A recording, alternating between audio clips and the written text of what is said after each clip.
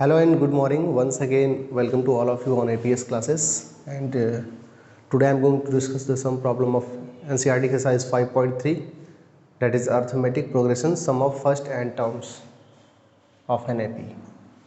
The question number 3 is given that in an AP, given that a is equal to 5, d is equal to 3 and an is equal to 50, then find the value of n and Sn.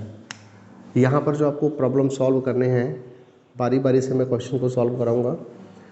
सबसे पहले आपको दे रखा है given data क्या है, a is equal to 5, d is equal to 3 and an is equal to 50 and you have to find out the value of n is equal to what and summation of n terms is equal to what. अगर आप n की value find out कर लो तो ये आपको मिल जाएगा। यहाँ पे n की वैल्यू क्या होगी, आपके पास फार्मूला होता है an is equal to a plus n minus 1 into T.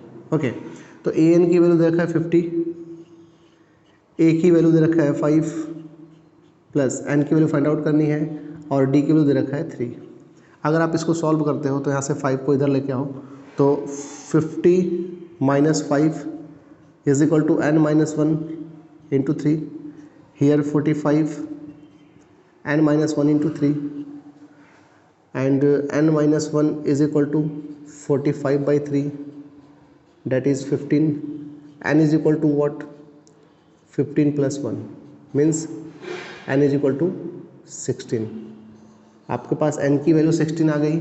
Now s 16 is equal to what, n by 2। आपको पता है sn is equal to what, n by 2। ठीक है, यहाँ पे 2a plus n minus 1 into D, this is the formula.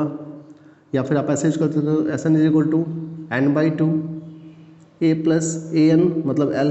ठीक है, तो यहाँ पे n बाई 2 आप लिख सकते हो 16 बाई 2 एंड a की वैल्यू क्या है 5 प्लस एस एन मीन्स 16 वाला टर्म जो है क्या है 50 है, यहाँ पे 50 लिख दोगे। ठीक है, तो s16 की वैल्यू हो जाएगी 8 और इंटू 55। ठीक है, 8 5 जब 40 का 4 और 44, s16 की वैल्यू हो जाएगी 440, डेट इज 440। उम्मीद करते हैं ये क्वेश्चन आपको समझ में आया होगा। आप इसे नोट कर लीजिए, फिर हम आगे बढ़ते हैं नेक्स्ट क्वेश्चन की तरफ। ठीक है, तो अगर हम नेक्स्ट क्वेश्चन की बात करें तो इसका जो सेकंड क्वेश्चन दिया हम उसको सॉल्व करेंगे। फिलहाल मैं इसको मिटा दूं। अब यहाँ पे हम सेकंड क्वेश्चन की अगर बात करें तो सेकंड क्वेश्चन क्या दे रखा है, a इज इक्वल टू 7। आपको a की वैल्यू मिलेगी कितनी 7, a 13 मतलब 13 टर्म जो है वो 35 है। आपको d की वैल्यू निकालनी है और s 13 निकालना है। अगर मैं यहाँ से देखूँ तो फॉर्मूला होता है A N is equal to A plus N minus 1 into D. A की वैल्यू रख लो 35, यहाँ पे ए एन की वैल्यू 35 हो गई, ए की वैल्यू 7 हो गई, यहाँ पे 13 है ना, तो 13 माइनस 1 एंड डी की वैल्यू फाइंड आउट करनी है। ठीक है, A N means A 13 is equal to हो गया 35, ए की वैल्यू 7, एन की जगह 13 यूज किया है तो 13 माइनस 1 डी। अब यहाँ से इसको इधर करोगे तो 35 minus 7 is equal to 12d। ठीक है, और 35 माइनस 7 आप करेंगे तो आपको मिलेगा क्या, यहाँ पे 28 मिलेगा is equal to 12 into D. तो अगर डी की वैल्यू फाइंड आउट करोगे तो 28/12 सॉल्व करते हो। ठीक है, तो 2 से इसे अगर आप सॉल्व करते हो तो यहाँ पे या फिर 4 से लेके जाओ तो 7 चौक 28 और 4 6 12, डी इज इक्वल टू 7/3 आपको मिलेगा। ठीक है, डी की वैल्यू 7/3 आप देख लीजिए, डी इज इक्वल टू 7/3 जैसे ही आप मिल जाएगा। आप S13 की बात करेंगे, आपका एक रिक्वायर्ड आंसर क्या है, डी इज इक्वल टू 7/3। आपको पहला आंसर मिल गया। और दूसरा कह रहा है S13। अगर S13 की बात करें तो 13/2 एंड ए की वैल्यू कितनी है 7 प्लस A13 मतलब लास्ट टर्म कितना है 35। हम यहाँ पे वो वाला फार्मूला यूज कर रहे हैं, S N is equal to n/2 a plus L वाला। ठीक है, a प्लस ए एन वाला। तो यहाँ से S13 की जो वैल्यू आएगी वो आएगी 13/2, ब्रैकेट में अगर सम करोगे, ठीक है, तो ये हो जाएगा 42, ठीक है। तो S13 की वैल्यू हो जाएगी कितनी, 13 × 21, ठीक है। यहाँ से इसको अगर कैंसिल आउट करते हो तो ये 21 टाइम्स में जाएगा, तो 13 × 21 मल्टीप्लाई करेंगे, आपको क्या मिल जाएगा यहाँ पे 273, ओके। तो S13 = 273 is your answer, okay. First question हो गया, सेकेंड हो गया, अब थर्ड की बारी से आप नोट कर लीजिए, फिर थर्ड पे आते हैं। मिटा दो इसको।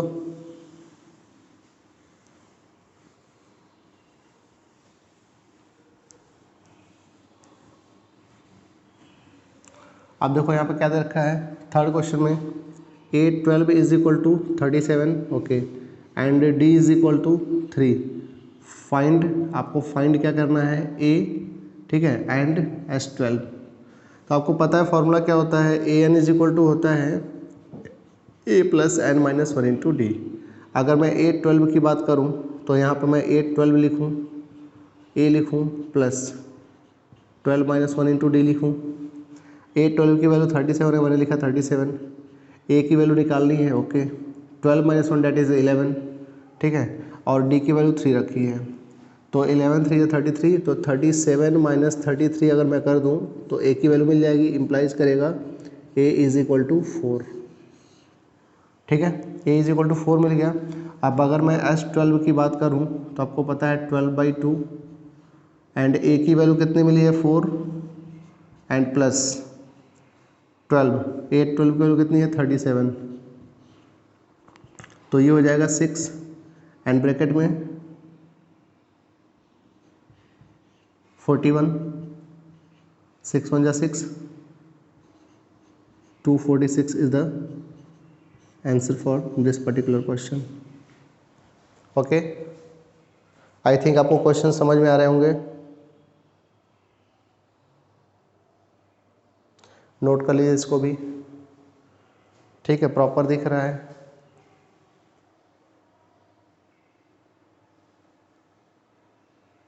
चलिए अभी हम नेक्स्ट क्वेश्चन इसके आगे करते हैं। क्वेश्चन नंबर 3 भी हो गया अपना। अब हम क्वेश्चन 4 पे आते हैं। क्वेश्चन 4 कुछ इस टाइप से दे रखा है, क्वेश्चन 4 कुछ इस टाइप से दे रखा है, क्या, A3 =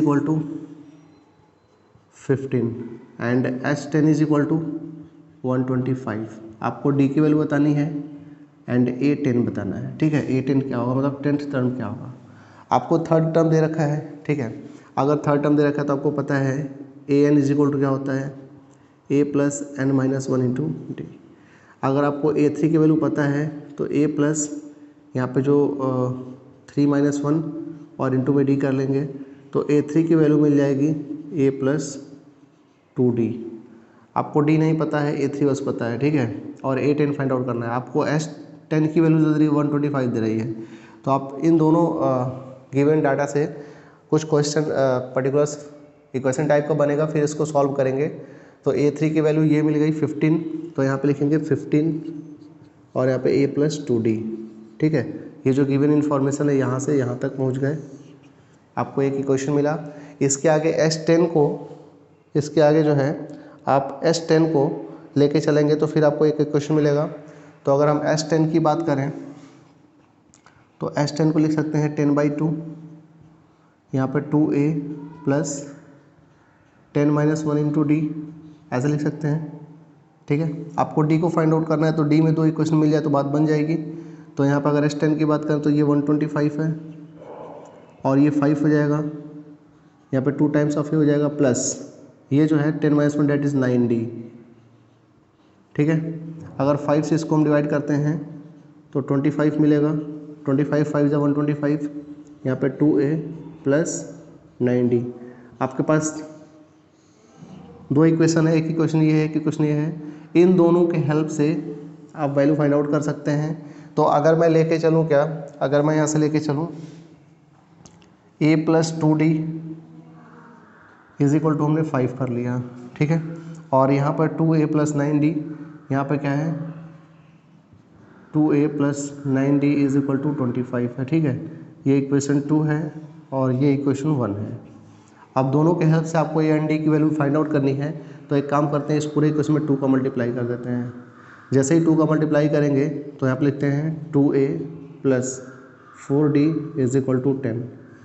अगर हम सब्ट्रैक्ट करते हैं, ठीक है, तो 2a से 2a पूरा cancel, 9 minus 5 4 that is 5d is equal to 15 मिलेगा। 25 माइनस 10 डैट इज 15, तो d की वैल्यू आ जाएगी 15/5 मीन्स 3। तो आपको d की वैल्यू यहाँ से 3 मिलने वाली है, ठीक है। अब d की वैल्यू 3 मिल गई तो आपको a10 निकालना है। d की वैल्यू आपको 3 मिल गई तो a10 निकालना है। देखो यहाँ पे a10 के लिए हम यहाँ पे थोड़ी वर्किंग कर लेते हैं। अगर a10 की बात करें तो इसका फॉर्मूला होता है a प्लस 9d, ठीक है। अच्छा एक मिनट, d की वैल्यू 3 आ गई तो a की वैल्यू फाइंड आउट कर लो। अगर d की वैल्यू 3 आ गई तो d की वैल्यू उठा के कहीं भी पुट कर लो। यहाँ पुट करोगे तो ये हो जाएगा 15 प्लस 2,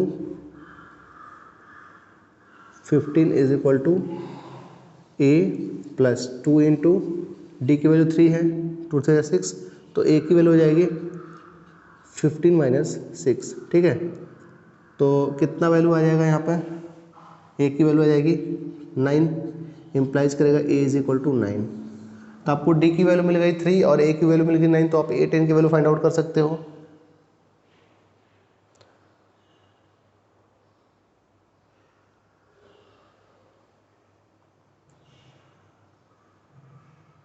यहाँ पे आपको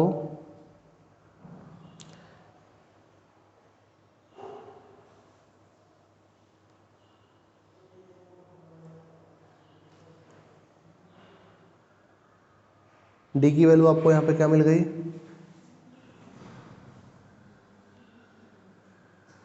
3 और ए की वैल्यू मिल गई 9।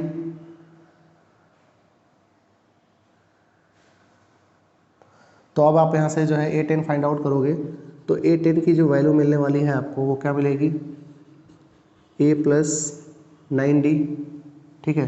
तो a की वैल्यू हो गई 9, ओके, एंड प्लस 9 इंटू 3, तो 9 प्लस 27, तो आपको a की वैल्यू जो मिलेगी, ठीक है, आपको a की जो वैल्यू a10 की जो वैल्यू मिलेगी, a10 इज इक्वल टू आपको मिल जाएगा 36। ये आपका आंसर हो जाएगा, ठीक है।